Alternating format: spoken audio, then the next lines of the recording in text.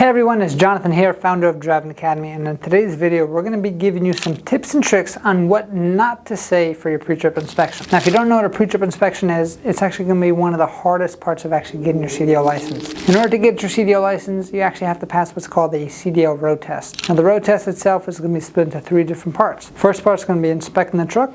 Second part is going to be parking the truck 6 different ways.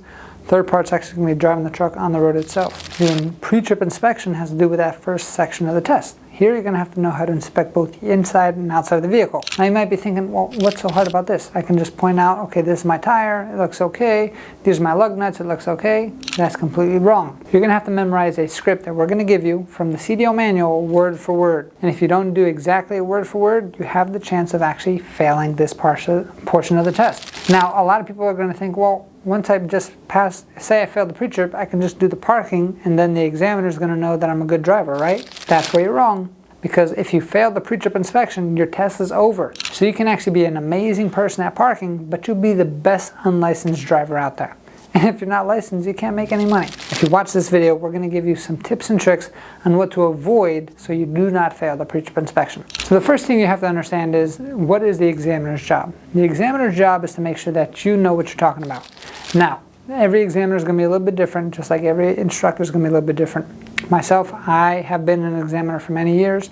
I'm still certified as one, so I know exactly what a student goes through because I've been a trainer, I've been a student, and I've also been an examiner. Now, what am I looking for as an examiner when you're doing the pre-trip inspection? One, that you know what you're talking about. We understand that the nerves do come into play, and our job as examiners is to say, okay, is this just nerves or is this somebody who really does not know what they're talking about? So to help you out with all this stuff, first thing you have to understand is breathe and calm down. People who rush through things, because that's some tactic that people have, hey, let me just rush through everything. I'm going to show the examiner that I'm super confident, and all of a sudden I'm just going to make sure everything goes blah, blah, blah, blah, blah, blah. And all of a sudden, when people do that, of course, they're going to skip things and not say everything that they need to say. And if you don't say the correct thing, you cannot get the proper amount of points in order to pass, right? So avoid rushing. The other thing that you want to avoid doing is using words like, I think this is the alternator, or like that shows complete uncertainty in yourself. And now the examiner's confidence in you actually dropped a whole lot. So anytime you are speaking, make sure that you are speaking with confidence itself. The other thing to avoid is using the same words over and over again. Some people are trained in some schools, which is actually mind-blowing to me, just to use the same phrases for every little thing. They're trained to do things like, okay, everything you touch is not going to be bent, broken, leaking, or busted. Now all of a sudden you're going to be talking about your tires. Your tires aren't bent, broken, leaking, or busted. How can rubber be bent? It's impossible, right? So when you start using terms like that over and over and over again, it's definitely not going to be good. Or things like my lug nuts. My lug nuts are not bent, broken, leaking, or busted. Now how can my lug nuts, which is metal, be leaking? So it completely reduces the confidence, and now at that point you're just wasting the examiner's time because you're trying to take a shortcut itself. So do not rush. Make sure you stay confident. Don't use words like I think, or maybe it's this, or maybe it's that. And do not use the same phrase for every little item that you're pointing out, because you're definitely not going to get enough points for doing that, right?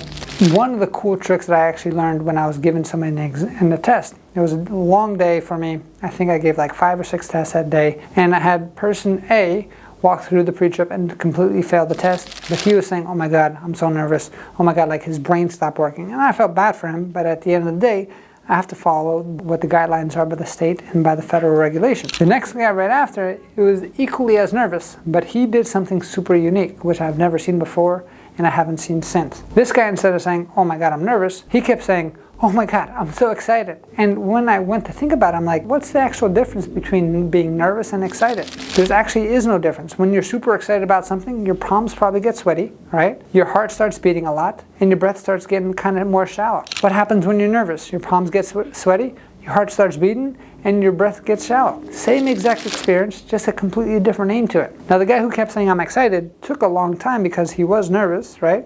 But he actually wound up passing because he actually trained his brain to experience that feeling as a completely different feeling altogether. He made sure that he had enough points to make sure that he did pass and he was good to go. So the overall idea here is making sure that you understand it's a serious thing that you have to study.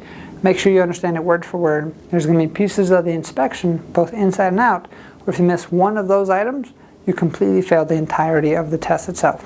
Understand that at the end of the day, the examiner's job is not to fail you. The examiner's job is to make sure that you understand the minimum requirements needed in order to pass that portion of the test. Now, if you're super nervous and it affects your actual test, the worst thing that's going to happen is that you can take another test. But you might be thinking, but Jonathan, then I have to keep paying for another test. And that might be true. But if you're a student here enrolled with one of our guaranteed training courses, you can get unlimited tests until you actually pass.